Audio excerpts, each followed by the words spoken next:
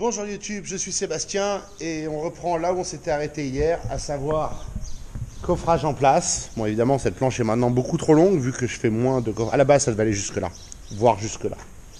Vous voyez le morceau qui me manque globalement. Un bon mètre cube de béton, c'est les joies d'avoir un camion plus petit que prévu.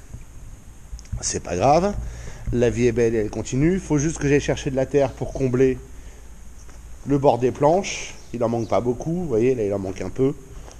C'est pas forcément très visible sur la caméra, vous le verrez mieux quand ce sera fait. Cette pierre va me faire chier. Voilà, elle me fera plus chier comme ça. Elle ne dépasse plus. Je vais remblayer avec un peu de la terre et des cailloux qui sont là, mais je pense qu'il va falloir aller en chercher avec la voiture quand même. C'est pas dramatique, de toute façon, il me faudra de la terre ici pour me permettre de monter sur la dalle le temps qu'on coule le reste. Et puis de toute façon, il va falloir une tonne de terre pour remblayer ici parce que je vais faire une dalle de 40 cm d'épaisseur dans le coin là-bas. Ce serait complètement débile. Donc voilà mon plan. Et puis j'aimerais bien commencer, voire mettre la bâche aujourd'hui. Comme ça, je serai débarrassé de ce problème. Et je pourrais me concentrer sur des problèmes plus intéressants. Vous pouvez voir que ma planche s'est légèrement arquée sous le poids de la terre. Je vais lui mettre des renforts supplémentaires pour la tenir. Et puis c'est pas grave, hein, c'est un chouille de béton en plus de déjà coulé et un chouille moins à couler après. Bon, c'est pas très grave. Opération pelle, râteau, terre. Et mon coffrage est maintenant entièrement nivelé. Et je viens de me mettre un coup de râteau là, parce que je l'avais mis à l'envers et j'ai marché dessus, forcément en rattrapant la caméra. Si j'en ai au beurre noir, vous saurez pourquoi. Ça fait mal. Ça fait super mal un manche de râteau, hein. On se rend pas compte, hein, parce qu'on en parle souvent, mais on ne prend pas souvent dans la gueule. Eh ben ça fait super mal. Voilà. Bon, voilà mon coffrage. J'ai rempli au niveau des planches, hein. C'est tout joli, c'est tout mignon. Maintenant, il va falloir bâcher. Et voilà, mes bâches sont en place. Il aura fallu plus d'un rouleau. Voilà le deuxième encore entamé. Un rouleau m'a fait la largeur du fond. Et ce morceau-là, donc qui va de là jusqu'au fond là-bas, que j'ai dû couper, il y a des chutes. Et puis j'ai coupé deux longueurs que j'ai dépliées assez courtes pour faire comme ça et comme ça.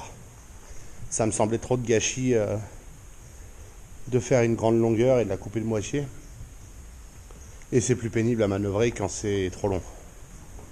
Je vais la laisser se poser, se déplier du temps, parce qu'elles sont enroulées depuis Dieu sait combien de temps. Et puis ensuite on va s'occuper du scotch, parce qu'il faut les scotcher entre elles. Voilà, j'ai scotché mon coffrage. J'ai scotché évidemment les bâches entre elles. J'ai scotché les rebords sur les planches de coffrage, comme ça ne se rabattra pas dedans. Ce qui m'est arrivé la dernière fois, c'est assez pénible. Il me reste à faire là, où il faut que je prenne une bande pour couvrir le trou, etc. Et je vais mettre de la mousse là derrière. C'est cette zone là où il n'y aura pas de mousse parce que il y a des pierres qui sont du mur et qui dépassent, donc la bâche fera flottaison suffisante entre la dalle et le mur.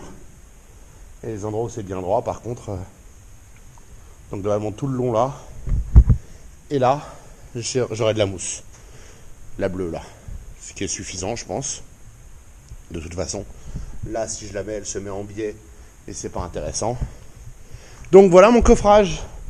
J'ai la joie de vous annoncer qu'on en a fini de remblayer, de niveler, remblayer, niveler. Il me reste une remorque de terre à faire pour ramener de la terre là pour remplacer celle que j'ai volée pour le coffrage. Mais ça c'est facile. Il suffira de la tirer très rapidement au râteau, de rouler dessus avec le X5 et elle sera tassée. Les pierres qui sont là, ça va tenir la bâche en cas de gros coup de vent, hein. On n'est jamais à l'abri. Et donc demain c'est finition et ferraillage.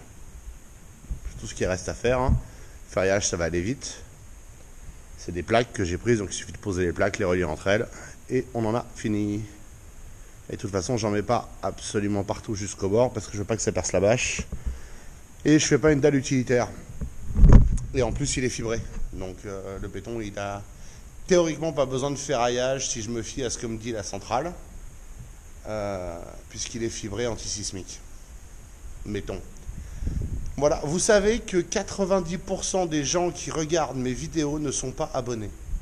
Et je le dis pas au hasard, c'est pas genre un chiffre que je sors de nulle part, j'ai regardé les statistiques. 90% ne sont pas abonnés. 12% sont des femmes. Bienvenue mesdames. J'aimerais que vous soyez plus nombreuses, mais bon, c'est pas moi qui décide, comme les abonnés. Néanmoins, si vous n'êtes pas abonné, c'est pas sympa, abonnez-vous. Si vous connaissez des gens qui ne sont pas abonnés et qui devraient l'être, envoyez-leur une vidéo, celle qui les intéressera le plus. Et puis sinon, bah, c'est pas grave, hein, ça va suivre son chemin. Mais je me suis dit qu'ayant vu ce chiffre qui m'a surpris, j'allais le partager avec vous. Je suis content d'en avoir fini. Hein. C'est un soulagement sans limite. Enfin, la taille du coffrage, mais sans limite.